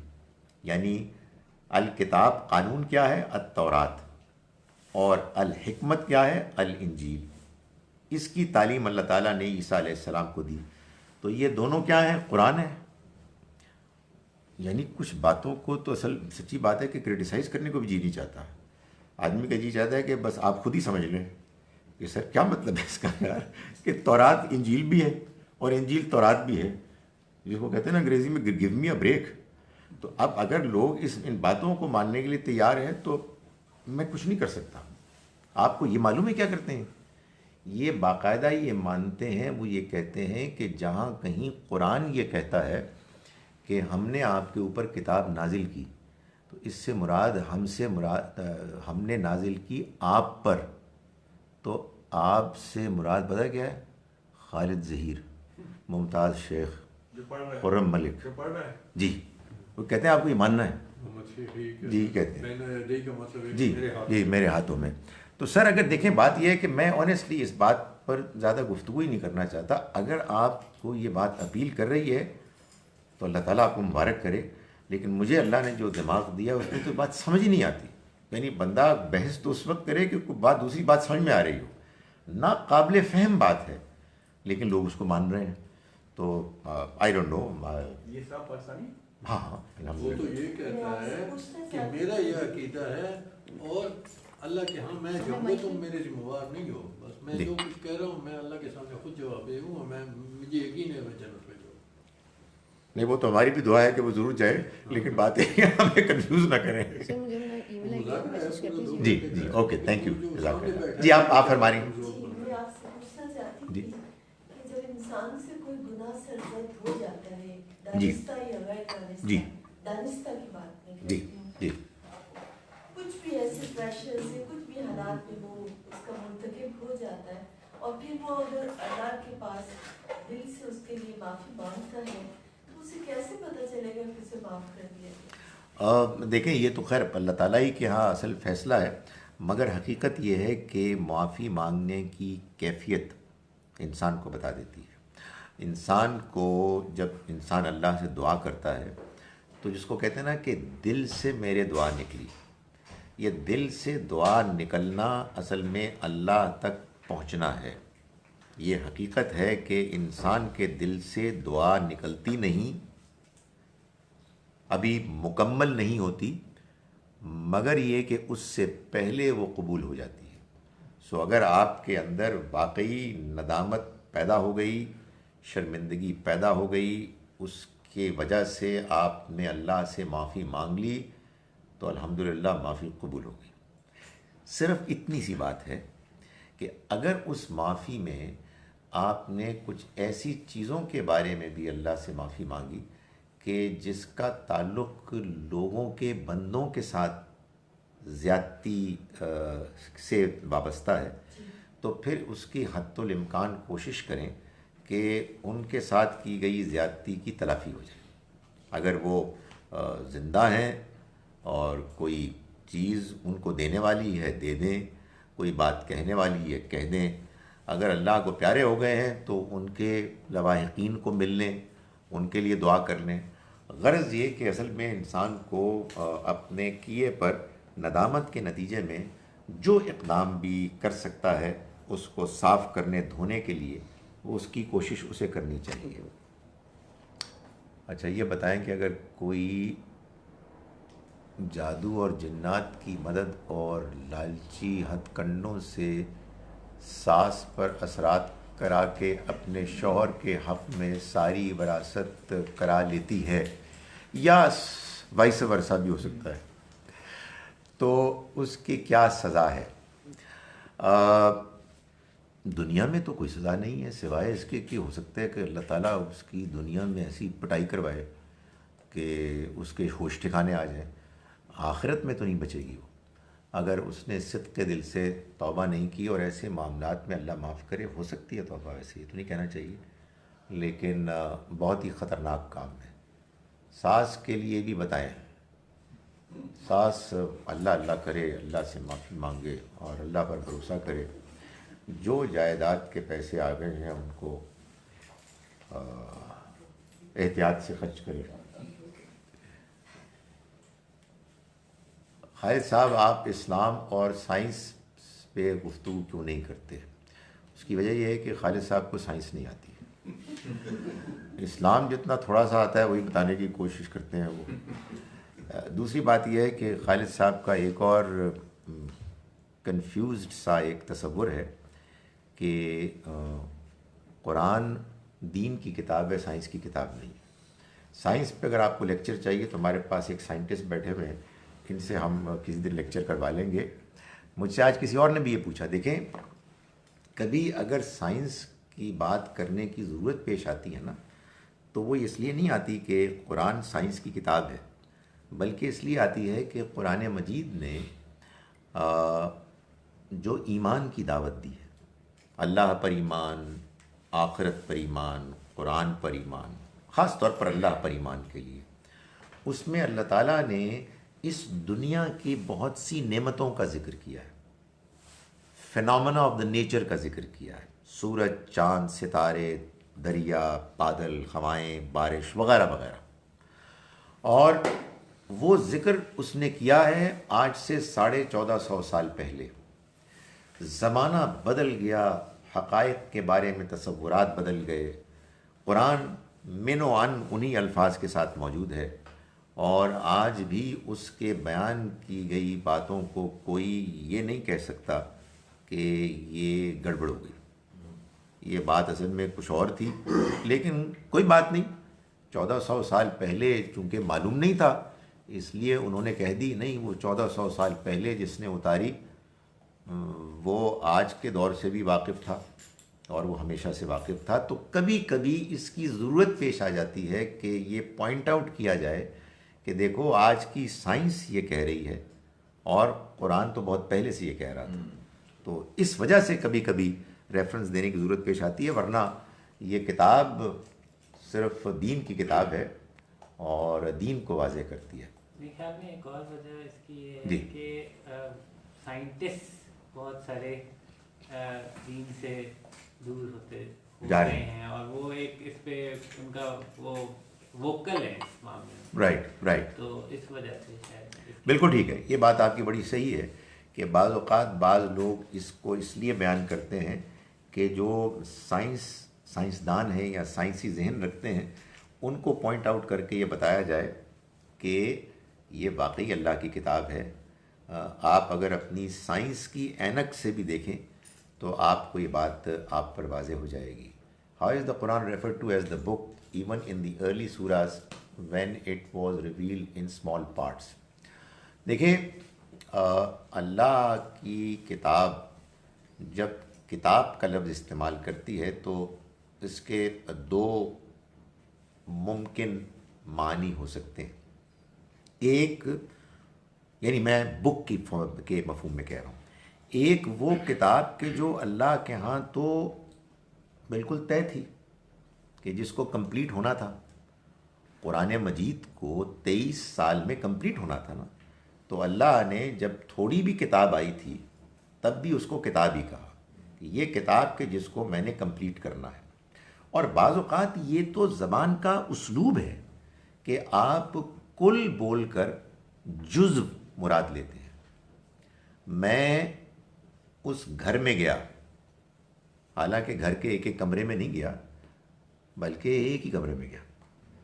تو یہ ہمارے ہاں ہے کہ آپ ایک لفظ بولتے ہیں اس کے ایک خاص جزو کو مراد لیتے ہوئے لیکن پورا لفظ بول دیتے ہیں. تو گزارش یہ ہے کہ قرآن مجید کے بارے میں اللہ تعالیٰ کا فیصلہ تو بالکل شروع سے تھا. تو جب وہ اس کو بیان کرتا ہے تو اس کو مستقبل کے اس سارے فیصلے کے بارے میں بھی کرتا ہے. وہ ہمارے بڑے بزرگ آؤٹ اسٹینڈنگ جینیس اسکالر تھے مولانا حمید الدین فرائی. تو ان کے بارے میں یہ بعض اوقات ملتا ہے کہ وہ کہیں فٹ نوٹ میں لکھتے ہیں کہ یہ بات میں نے اپنی فلاں کتاب میں لکھ دی ہے، حالانکہ کوئی نہیں لکھی. اس کی وجہ یہ تھی کہ ان کے پلان میں وہ کتاب تھی تو اس میں لکھوں گا. تو یہ ہو جاتا ہے. تو اللہ میاں کا پلان تو کبھی وہ نہیں ہو سکتا، فرسٹریٹ ہو سکتا ہے، اسٹارٹ کی بھی ہو، ایک ارادہ ہوتا ہے نا. تو بعض اوقات یہ ہوتا ہے. وہ بڑے عربی کے عالم بھی تھے تو سوچا ہوگا کہ یہ اسلوب ہے کہ فعل بول کر ارادہ فعل مراد لے لیا کہ یہ میرا ارادہ ہے. تو اللہ تعالیٰ کو تو یہ کہنے کا حق ہے کہ یہ میری کتاب میں ہے، یعنی کتاب وہ کہ جو پوری کی پوری ہے. محمد اسد جو ہے وہ اس کا ترجمہ کرتا ہے ڈیوائن گریڈ. وہ جہاں بھی اس نے الکتاب کو ٹرانسلیٹ کیا ہے ڈیوائن گریڈ کے نام اچھا. کیا ہے. اور اس سے اس کی آگے مزید کیا اس کی مراد ہے؟ یہ پھر میں دوبارہ اگلی دفعہ پڑھ کے ہاں آپ یہ پوچھ رہے ہیں کہ کیا پورا قرآن کی صورتیں نبی صلی اللہ علیہ وسلم کے زمانے میں ان کے نام رکھے گئے؟ ہرگز نہیں. اس کی وجہ ہے کہ اگر ایسا ہوتا پھر ناموں میں اختلاف نہ ہوتا. کئی صورتیں ایسی ہیں کہ جن کے دو نام ہیں. سورہ بنی اسرائیل، سورہ اسراء ابھی ہم نے پیچھے پڑھی، حامیم سجدہ اور فصلت، تبت یدا اور وہ کیا ہے اس کا تبت مسد وغیرہ وغیرہ. سو نہیں، ایسا نہیں ہے. نبی صلی اللہ علیہ وسلم کی زندگی میں ضروری نہیں ہے. Is the Sharia we have today the same which was in the time of the Prophet صلی اللہ علیہ وسلم؟ دیکھیں شریعت سے مراد اگر شریعت وہ جو قرآن سنت میں ہے تو ایسا ہی ہے، لیکن ہمارے ہاں شریعت سے مراد فقہ لی جاتی ہے. شریعت وہی ہے آج بھی ہمارے پاس، لیکن اس کی انڈرسٹینڈنگ میں لوگوں نے بہت سے اضافے کر دیے ہیں. لیکن شریعت کیا ہے؟ نماز شریعت ہے. شریعت کیا ہے؟ قانون وراثت شریعت ہے. لیکن اس کو سمجھنا تو ہم نے ہے نا. When Allah says that this life is full of trials, then why do we pray not to be put through trials؟ اس لیے کہ ہم کمزور ہیں اور ہم اللہ سے یہ دعا کرتے ہیں کہ اللہ ہمیں ایسی مشکل میں نہ ڈال جیسے کہ قرآن میں بتایا کہ جس کو ہم اٹھا نہ سکیں. تو ہم جب یہ کہتے ہیں کہ ہمیں آزمائش میں نہ ڈال تو ہم یہ کہتے ہیں کہ ہمیں اس آزمائش میں نہ ڈال کہ جو ہمارے لیے مشکل ہو، ورنہ آزمائش تو ساری ہے. یہ بات آپ نے صحیح کی. اچھا جناب، چلیں جی، میرا خیال ہے کہ آخری بس سوال پڑھ لوں.